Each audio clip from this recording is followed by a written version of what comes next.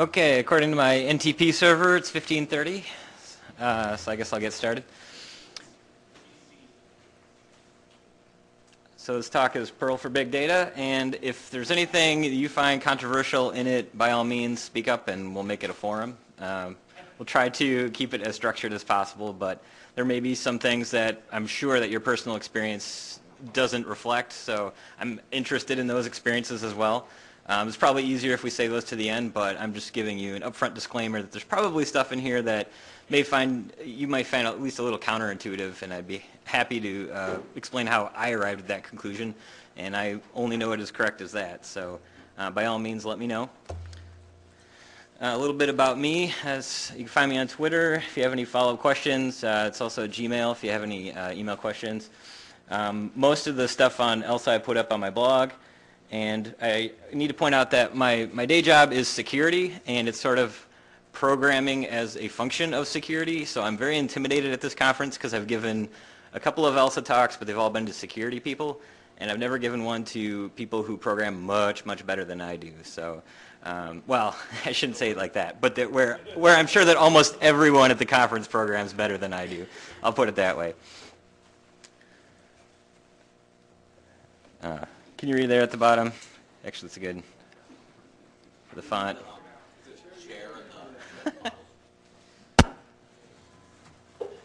I'm not so concerned with the joke. I just want to make sure the font is going to be appropriate later on.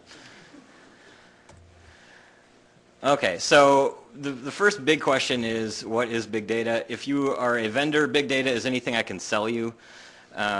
It's definitely a buzzword. So these are some of the things that come to my mind when we're talking about big data.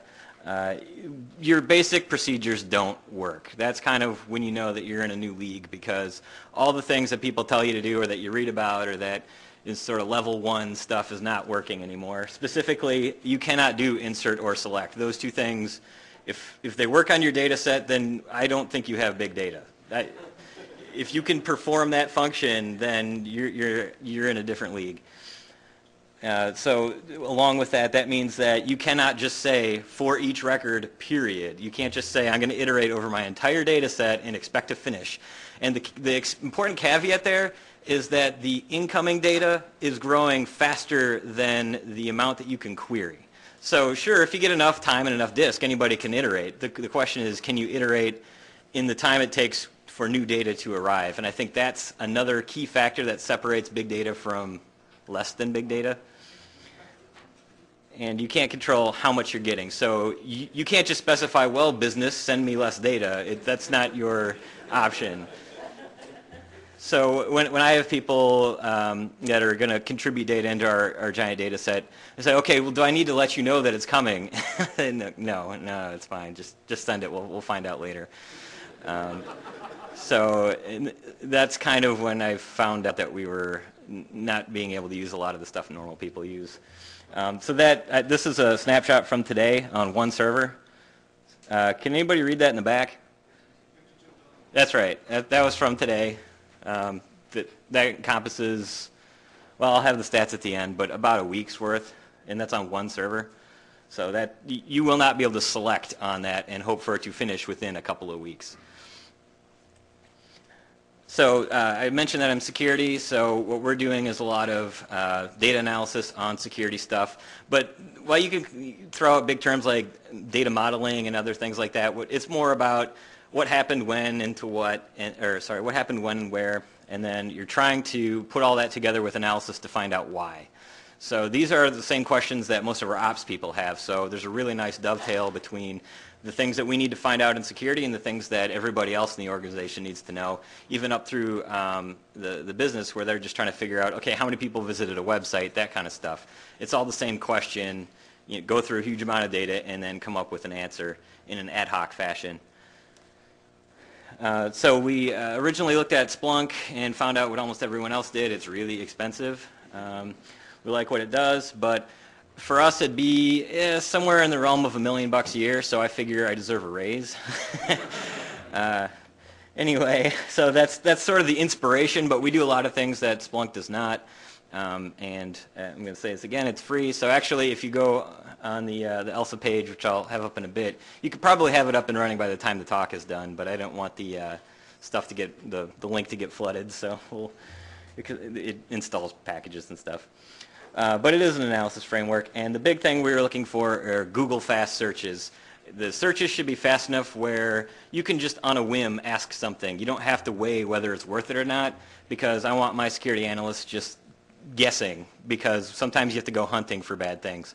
So that it should be coming back in a second or two. If it's longer than that, then it's too long. And again, keep the scale in mind. So the first challenge we had when dealing with our input was that it's going to be syslog. And I was at Tom's talk earlier. He had an excellent talk on Logstash, and this will actually kind of play off of that a little bit, especially at the end. But Tom hates syslog, and he well should. It was not my choice, but that's what routers spit out, that's what firewalls spit out, and that's what servers spit out, so that's what we have to deal with. Along the way, I kind of found out how we can make it useful. Tom's big complaint was that you only get 3 fields, message priority and severity, and that is true, but you have to kind of carve out your own fields, and that's along the lines of what we did. But you can't use regex to do it at this scale. Regular expressions will not work. And that's another important line in the sand between this and pretty much all the other solutions. So the first step that we found was that we needed something called syslogng. It's a different project than our syslog, but it's kind of the other big open source syslogger. They also have a premium edition which has other stuff in it. And the big thing here is the pattern DB, which actually does some Aho Korosik style pattern matching. And that gets you out of the regular expression land, and that made it actually fast enough to get 100,000 messages per second completely parsed. And that was the first kind of research breakthrough for us. So the second part is, okay, great, we parsed all the syslog into usable fields. Now how do we insert it? What I have found, and this is kind of controversial, I would really like to hear if anybody has gotten an actual SQL insert, even with multiple value statements, to go more than 5, 6, 7,000 per second. I was not able to do it on any platform. I think you can do it in bursts, but I've never seen it sustained at over 5 or 6,000 per second. So if anybody does, by all means come up afterwards and let me know how you did it. If you're using SSDs, that is cheating. But I would still like to know if you succeeded.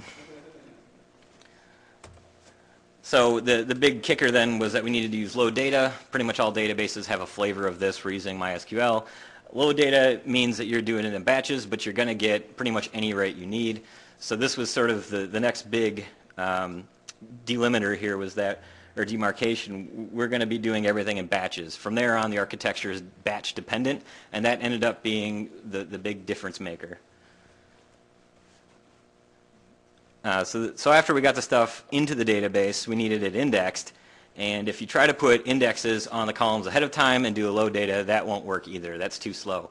The load data only goes that fast if you have just a primary key, maybe one other key, any other keys, and you're waiting around for the indexes to populate.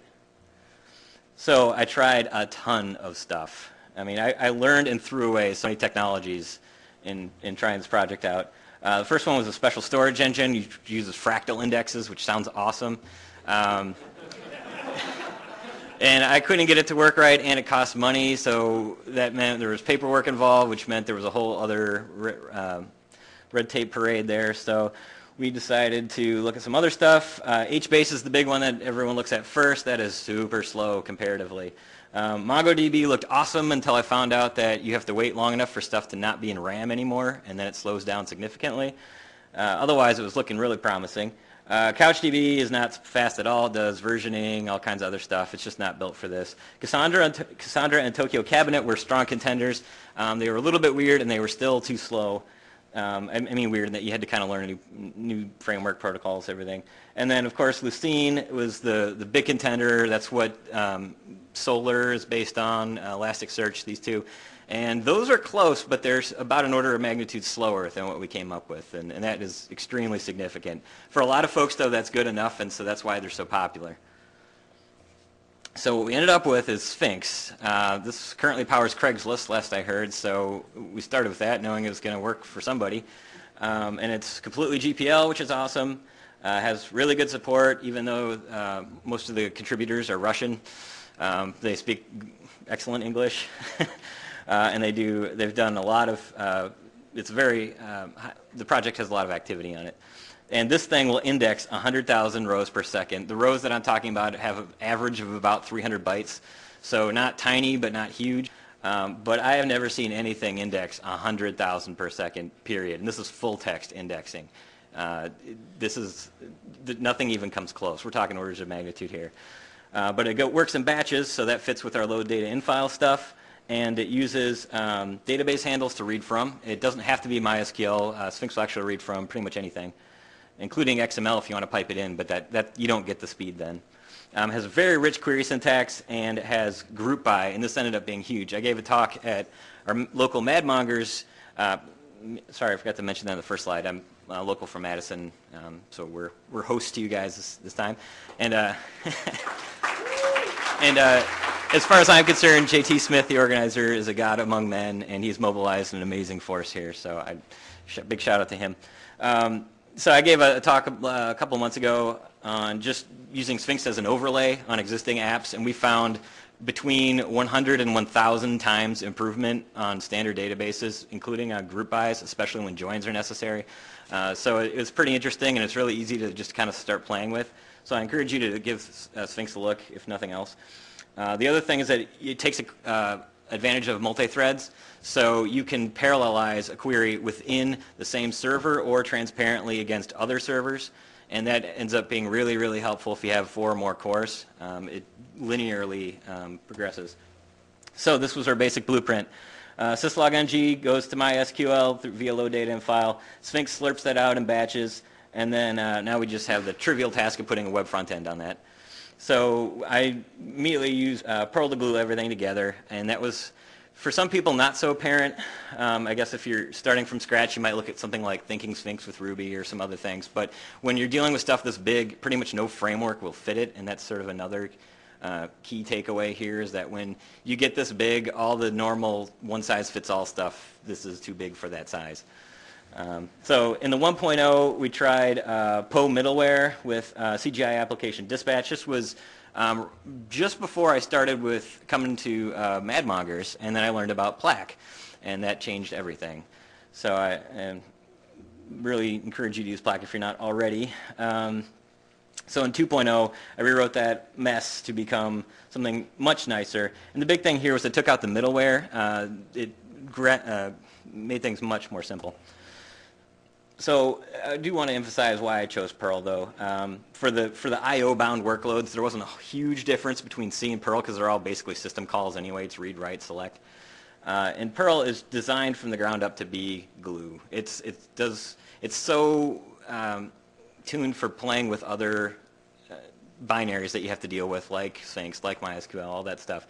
And then, of course, CPAN, CPAN, CPAN. The vast modules available made it a no-brainer to know that down the road, whenever I'd hook anything else in, I'd just grab a module off of CPAN. So off the bat, I just want to give a shout out to these modules. A lot of you have known about all of these, but a couple of those are weird. Search Query Parser's a really nice module for allowing your queries to use Google syntax and then giving you something programmatic to use. And then config JSON is JT's module, actually, and he turned me onto that. And what's nice about it versus something like YAML is you can write it back out. It's if you have another program, it'll read in JSON just fine. You can argue that YAML is just as good, but I've really enjoyed using config JSON, especially with the query syntax. If you check out the man page, you'll see what I mean. It's kind of a refreshing take on a config file.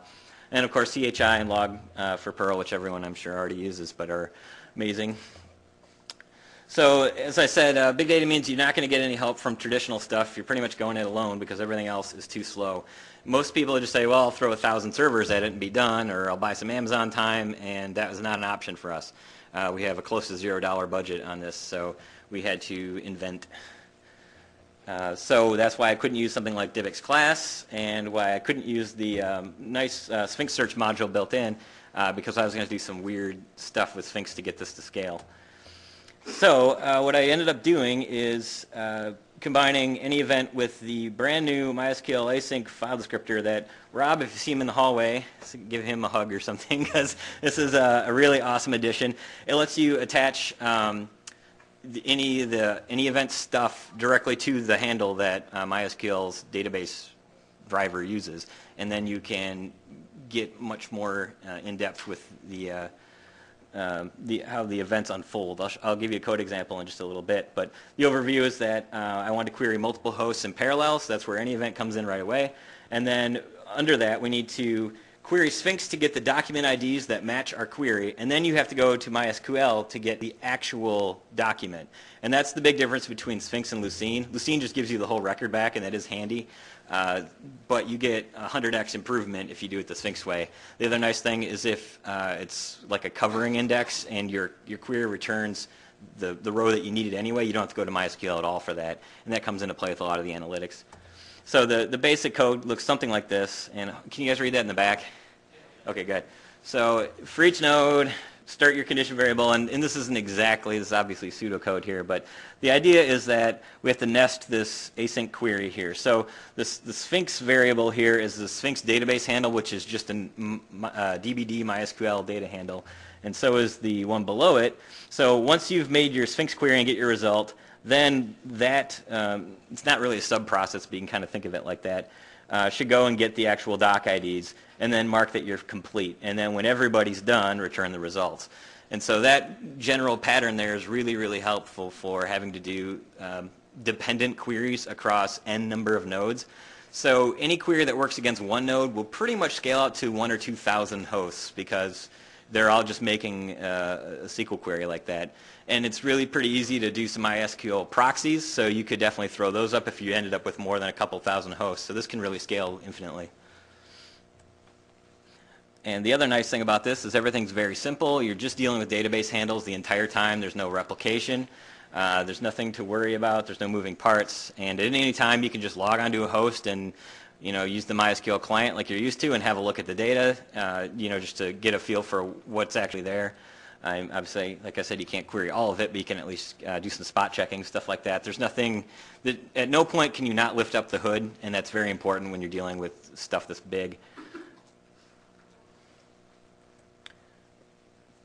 I will give another shout out to Module Pluggable and of course Moose. These make writing the plugins really handy. I'll show you some examples of plugins we have just a little bit, but the big thing I wanted to get out of this from the open sourcing was to get some plugins back, and that's been really great so far. We've gotten not just parsers, but ideas for plugins and some code from the community, and so I encourage you, if you're interested at all, join the mailing list and hop on. So I don't expect you to be able to read that. I just want you to get sort of a feel for what it looks like. So there's a query bar at the top. It's just a basic form field. You can think of that as your Google query there.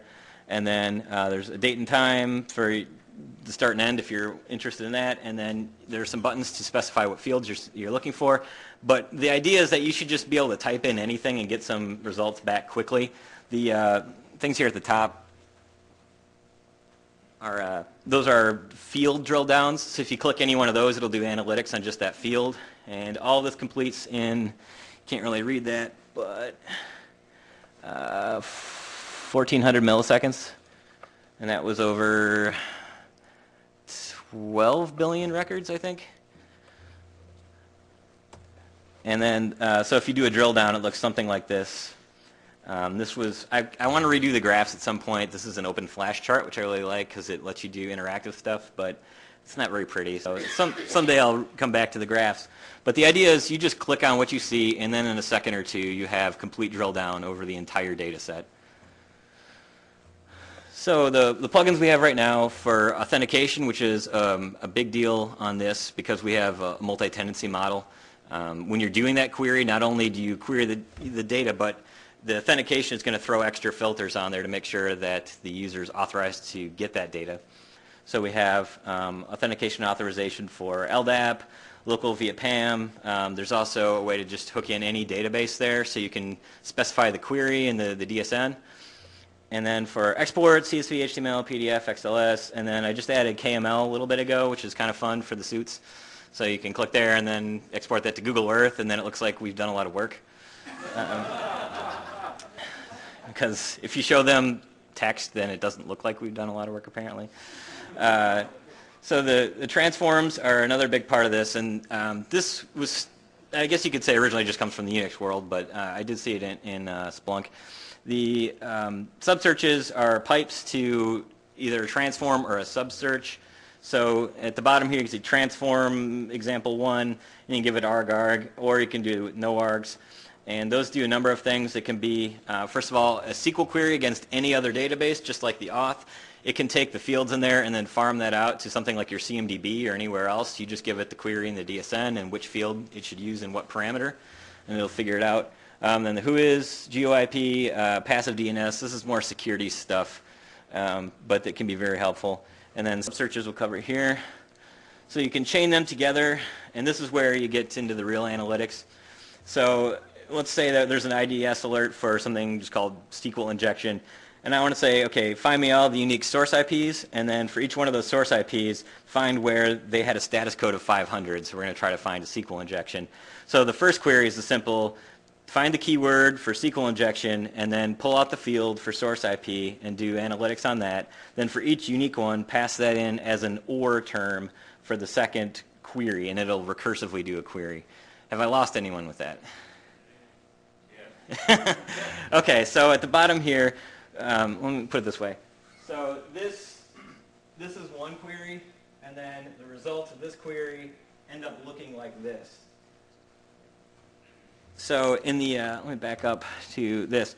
So on the left there you have the table, and it's like each one of those, when you do a group by, you get sort of a vertical listing, and if you want to think about taking that vertical listing you get from the first query and sort of making it horizontal as a query for the second query. I don't know if that makes more sense. But the idea is that you're going to find where something is in both. So for all the stuff that matched the first query, run those as being included in the second one. I guess like a union or a sub-select would be the SQL equivalent. I'll be happy to explain it more afterwards, but I got to kind of keep moving. I was hoping that would be a little more clear, but maybe we'll come back to that for questions. So then there's also connectors, and these are more like endpoints. So you can submit data to other systems. The big one is email for alerts. That's just a given. So if you have a query that's helpful, you just click alert, and then it will email you whenever that query matches any new data. We also have some other security stuff like uploading stuff to sandboxes. So that would be taking data that's in a log and then uploading it to a generic web service elsewhere, if you want to think about it that way.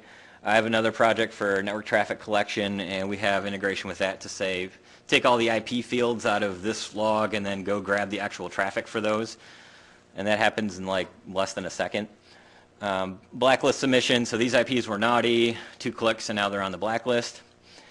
And then it can also be, any of these connectors can be the trigger event for a scheduled search or an alert. So you could say, instead of emailing me every minute, I want this query to be sent to a blacklist or something like that. Or you could say, send that to a trouble ticket queue or whatever. Okay, so let's talk about MapReduce a little bit. Who's actually done any MapReduce?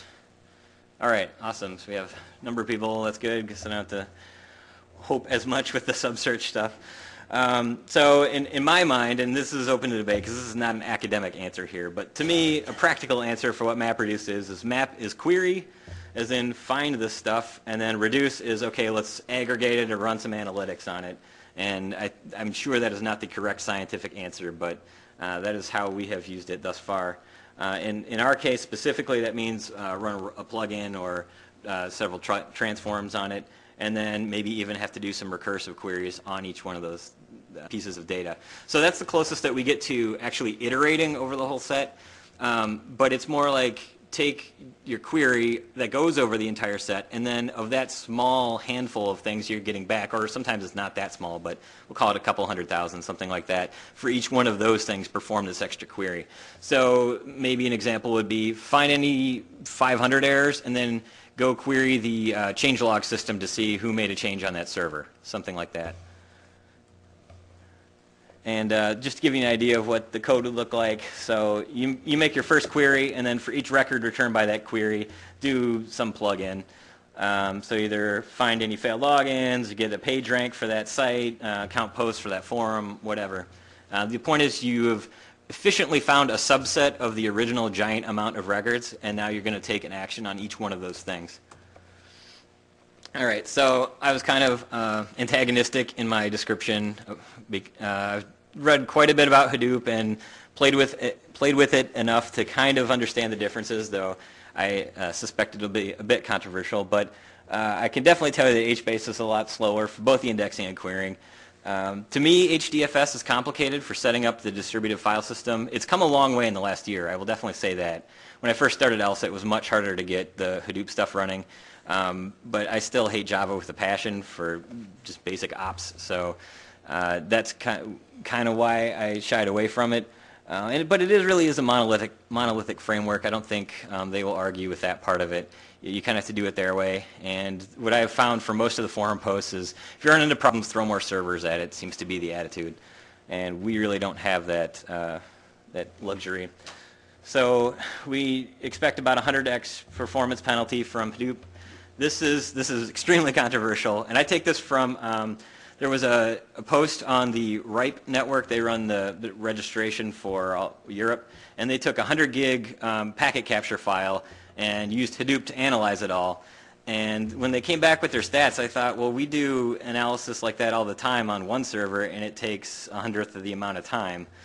And it was really like, so I don't know if they weren't as efficient as they could have been, or our stuff is more efficient or what, but that's where I'm coming from on that. So you could take, I guess, the 100x with a grain of salt, but I've definitely seen that case and know firsthand it should not have taken nearly as long as they said it took on 1,000 servers, I think they used for a 100 gig thing. So, yeah.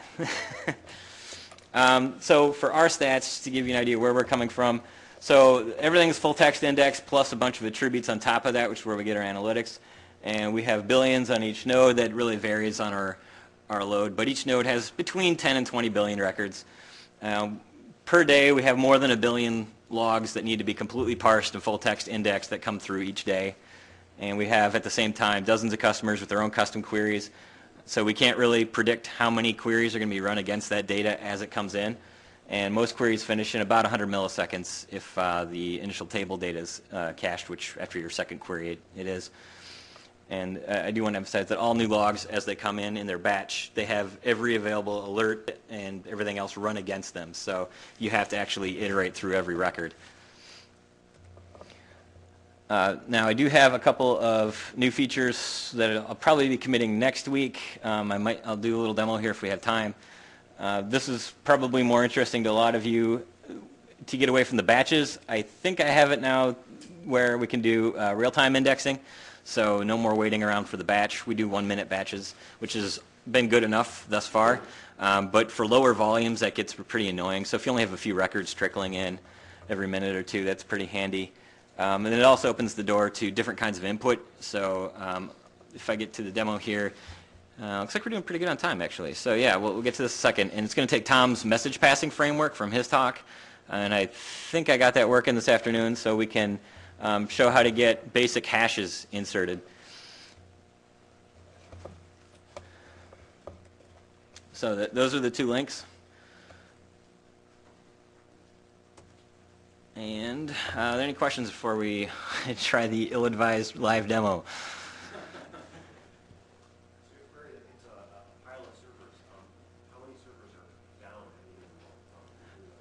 Okay, so for ops, what we have on the front is a load. What's that? Oh, sorry, yes. So your question was, how many servers do we have in redundancy? Is that, I got that right? Right. So, I mean, when you're doing a query, I think you can expect that a number, some are going to be slow or down or whatever. And so, how does your query that is responding very little time? Right now, if the server is down, it does not intelligently fail over. That'll be really easy to put in because it'll just say, I just have to add a callback to the MySQL connect, and then it'll say flip over to the alternate server. So that's coming. The servers are pretty much never down because we only have 2. Did I mention that? All this is on 2 servers. So at the moment, that hasn't been necessary. What we do for fault tolerance, though, which is kind of the immediate question, because we have had servers die, and what we do is all the logs come into a virtual IP address that load balances round robin on 2 servers, and then those 2 servers, before it goes into any indexing, syslog kind of waterfall it down to 2 dev servers. So we just copy the data, and that's kind of a theme I've heard repeated today for the big data talks. Is instead of trying to get replication on the backside to work, to just copy the data to 2 places. Because what you'll find when you get to data this size is that there is no such thing as disaster recovery, because the amount of time it takes to restore is longer than the amount of time that it takes to get new logs for the same time period. So what we do then is promote a dev server into production. But right now there's no auto failover, but that's a pretty simple feature to add. It's on the drawing board, but I haven't gotten to that yet. But good question. Yeah. Oh, sorry. Well, you don't want a blank question thing there? Okay, there's links for your viewing pleasure. Anything else before we do the... Servers, like, how are the servers that you use? When we started on it, and we've really seen very little difference between what we started with and what we have now. We initially had 2 servers with 4 total cores, and logical, not hyper-threaded, and 4 gig of RAM, and that handled the same workload as the servers we have now, which are pretty beefy Dell boxes. They're so they have 10 terabytes usable on them and 140 something gigs of RAM. But the key thing with Sphinx is that it does not really use RAM the way we have it set up. I did a bunch of gymnastics on the back end to make sure that we could scale the indexes without having to consume RAM for each new record. So there's not the sort of pseudo memory leak going on. Now there are a couple of caveats that introduces, and so we sort of work around that by having a temporary and a permanent index schema. So when logs first come in, there are no caveats, and then in our setup, that gives you about a half hour for where you can run any kind of query on those. And what I mean by that is attribute-only queries, so stuff that's not hitting a keyword, stuff that you would normally only filter on. And normally in Sphinx, that's if you have not that many records and of just a little bit of RAM, then that's the way all of them are. In our case, we wanted to make sure that we could grow without having to be constrained by RAM, and so you have to give up the no keyword queries for that. But that means we can say that you can run the whole thing on like 500 meg if you need to. Each record does not add to RAM, so that's not disk space is your only limiting factor. Good question, though. Anybody else before we find out if this works? Yeah. Is it a regular file system that the data is on? Because then, of course, the RAM's involved because you have to cache through there. I mean, are you writing raw file system? No, it's just writing the MySQL. Okay, and the MySQL is just on a regular Linux file system. Right. So then you're using all your extra RAM to buffer cache. If you need it. I mean, the files are large enough that they don't really ever fit in that. Like when we started on the 4 gig stuff, the files themselves are well over 4 gigs. So I mean, it's all disk bound I/O. Yeah, I mean the buffers can help. That's why if you run a similar query right after, that'll come back in like 70 milliseconds because you're hitting cache on all kinds of stuff. But most queries finish in about a second. So you're kind of lucky when you hit cache, but we certainly do not depend on cache. Okay. Oh, yeah. What's your incoming data rate? Let's see. We do 200 megabytes per minute per node. It's about a million logs a minute, about a billion a day. So 400 megabytes times 8, what's that, 320 megabits? So about the files that we load in per minute are about 200 meg on each server. And we expect that to grow significantly. That's about, the basic rate's about 15,000 messages per second. That's probably a much more helpful stat. And then we expect that to grow. I think our high water mark is going to be, or not the high water mark, but the limit's probably about somewhere between 25 and 30,000 messages per second per node. That's where the consolidating part of the indexes, that's about the high sustained rate. But the initial batches go at about 100,000. And really, if you threw a little bit more at that, or if you were willing to say we're going to use some RAM as opposed to no RAM, then you could definitely do 100,000 per second all the time. Okay. All right. You gonna post your slides? Yeah, the slides will be posted. All right.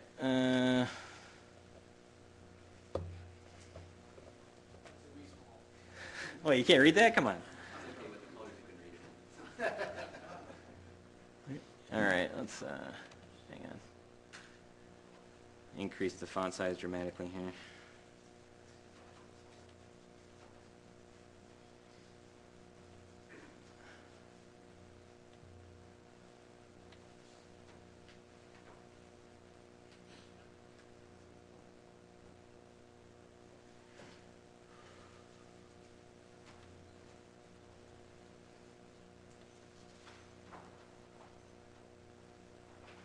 Thought of everything except this.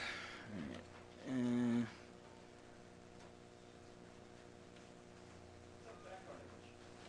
right. That is the particle collector in Switzerland. Yeah.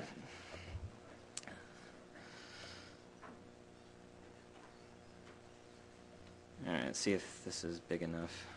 Can't believe I didn't think of this. All right. A little better? One more? One higher? It's actually went faster than I thought, so we had just a wee bit of time here. All right.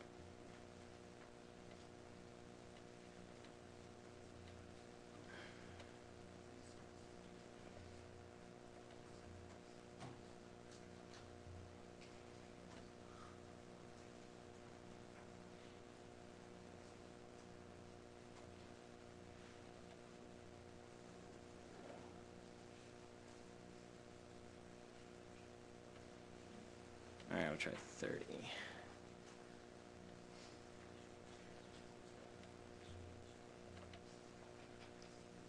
Okay, how's that? Okay, good enough. All right, so to give you an idea,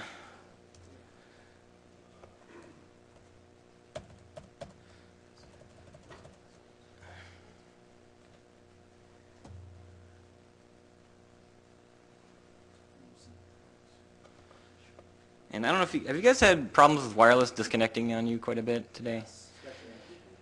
It seems like there's a rogue AP out there because the MAC address does not match a Cisco MAC address. So if anyone's D8 something something something, please stop doing that. All right, let's.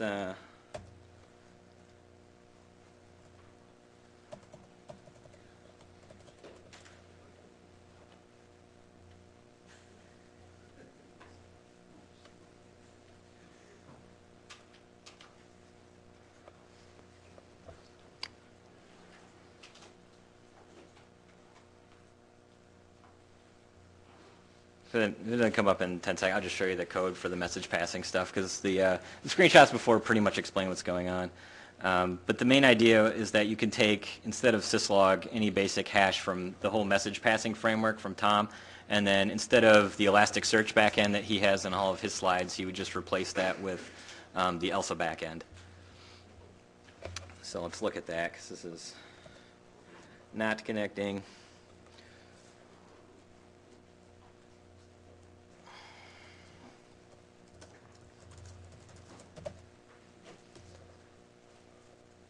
All right.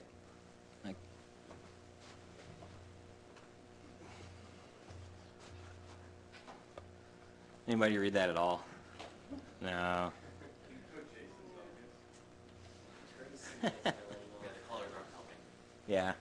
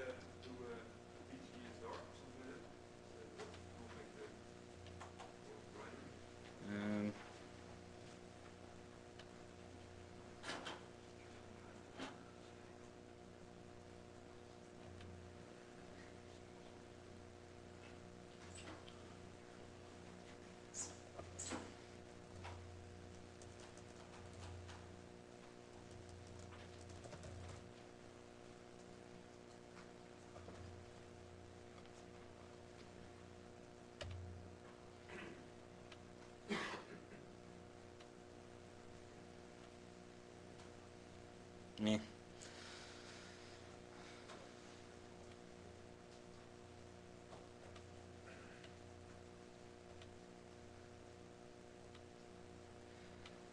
There we go. That's a little better. It's going to take me 3 hours to put it back, but all right. Okay. I keep everyone on edge. All right, so this was just trying to take Wireshark here, which is a packet capture tool, and take any connection, grab a few fields out of that, and then encode it as a hash. That's what the script does.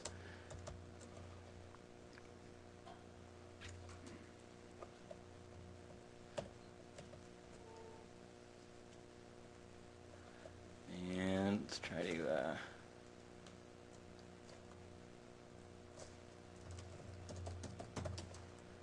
so now sending packets to localhost. Yeah.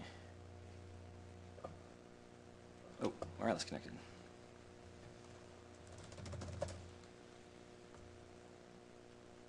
Hey, wireless connected again. All right.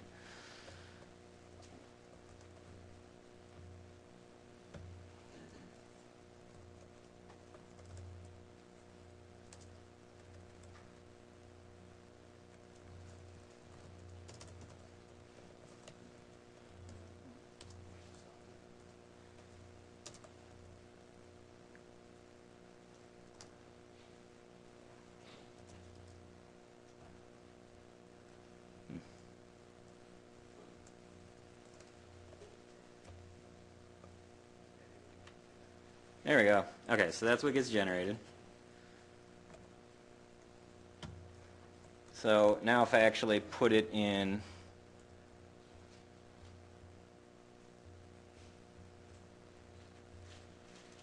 all right, so can you read that at the bottom? Is it big enough now? So if you look at Tom's slides from his talk earlier today, it's basically the same deal, except I swapped out standard out with ELSA here. And on one of those links on my slides is the GitHub to grab this from. And what it's going to do is say, okay, tell me where your ELSA stuff is, and then I will send it to ELSA. So now, you shouldn't see anything now, because now it's being piped to from standard in into message passing. And a few of these, like some of the UDP protocol, I'm not parsing out, so you get uninitialized stuff. This is just a demo, so I didn't bother with that. And then, theoretically, oh, yeah, so now, okay, let's start up the front end. So now we're going to start the Plaque web front end. So just listen on port 5000.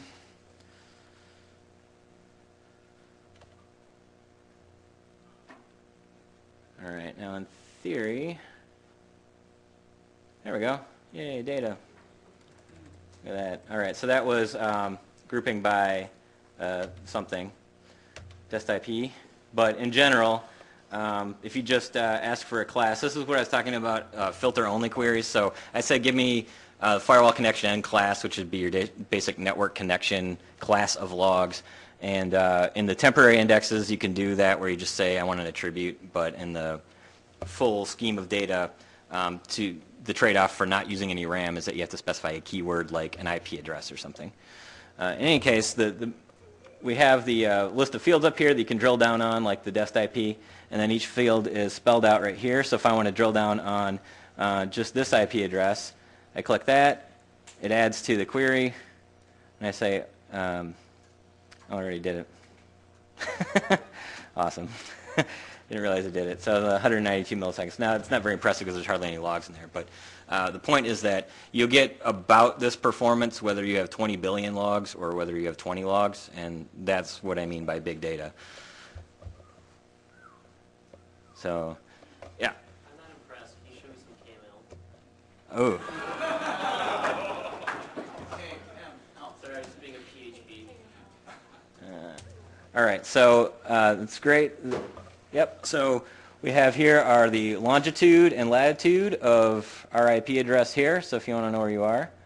And then we would say export results.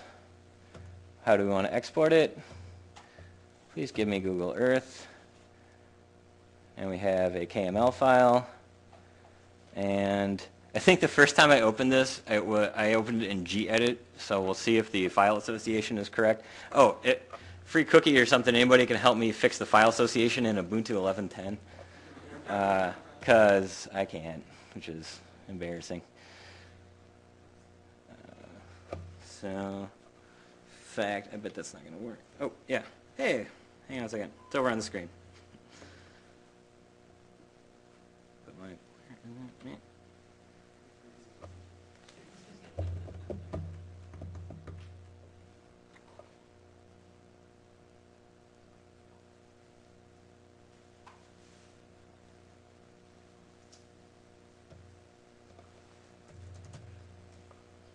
okay, it said it was opening. Now it's not.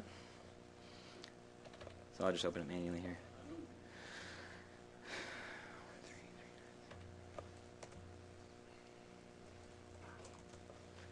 Okay, so if you had your file associations set up correctly, that would just happen.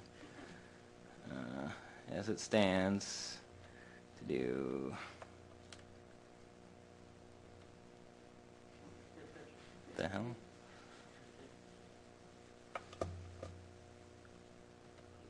What? What is that? You were kidding. I know. So the first part of the demo works, but Google doesn't let me open a file? That is. Save nothing if you want to. I think. Did you lose your network again? No, it shouldn't matter now. It's a flat file.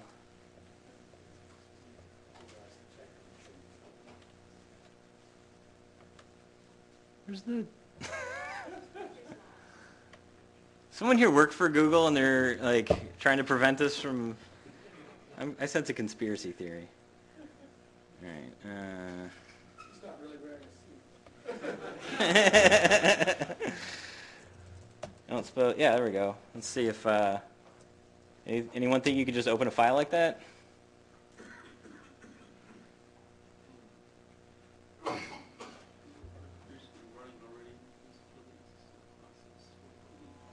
All right.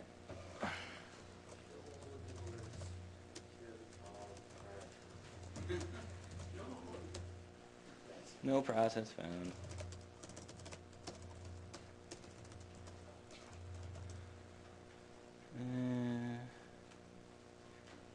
Nope.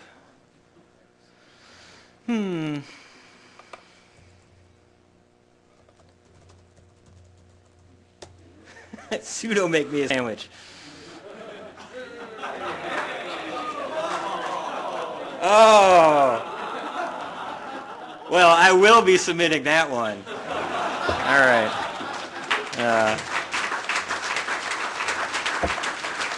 Epic fail. All right, but you saw it was KML. You saw the latitude and longitude, so that's not my fault. I got you latitude and longitude suit. But that does bring up a good point with the transforms. So you can, let's see. You can throw pretty much whatever you want on there. So if we want to do a who is, and each transform will add on more fields. And then you can do, like if I wanted to take the sum of all the latitude numbers, I could just pipe it to sum here. Let's see, DNSDB maybe, something like that. So for this, so the transforms mean for each record, go through and apply this thing that might add fields onto it. It will also, using CHI, check to see if it's already done that, so you get cached results, which is really helpful if it's a slow external web service or a slow internal web service for that matter. And then each one of these fields has its own unique drill down right there. So DNSDB is awesome because it will tell me we participate in the program, which is free for nonprofits, and it's basically a reverse lookup for stuff that you've never looked up before. So if anyone that participates has ever seen that host name for that IP address, it'll tell you. So this particular IP address has been all of these different host names, and then we can do a filter on that as another transform. So this would be something like a having clause in SQL. So we would say I only want to see stuff where any of the fields, they're both rego expression for the field and farcow, whatever that is. So then it'll take those results and just give you back and this is, again, this is not part of the big data part of it. That's filtering the final results, which is pretty handy when you're trying to do reports, that kind of stuff. But yeah, thanks for actually asking me to do that, because the transform is a lot easier to explain that way. Oh, sub-searching. So I don't think that was very clear before. So a sub-search requires that you're doing some sort of aggregation. So we'll say I want to group by source IP, and then so for each one of those source IPs, what do we want to do with it? And I would say find anything where com bytes is greater than 1. So that would be a conversation that had more than 1 byte, something like that. And nobody did, huh? Yeah. So without the, I don't think that was parsed. Oh, because in my demo I didn't actually parse con bytes out of the, it wasn't a field we were recording. But here, so the group by does this. It does the graphing sort of part of the aggregation. And then, all right, so you could say, how about you only want to know where that random string is involved as well. So it would say all of this stuff as an or clause plus, and literal plus here means and I don't think actually Google uses that as their syntax anymore. Didn't they stop doing that with Google Plus? I think you have to use quotes now.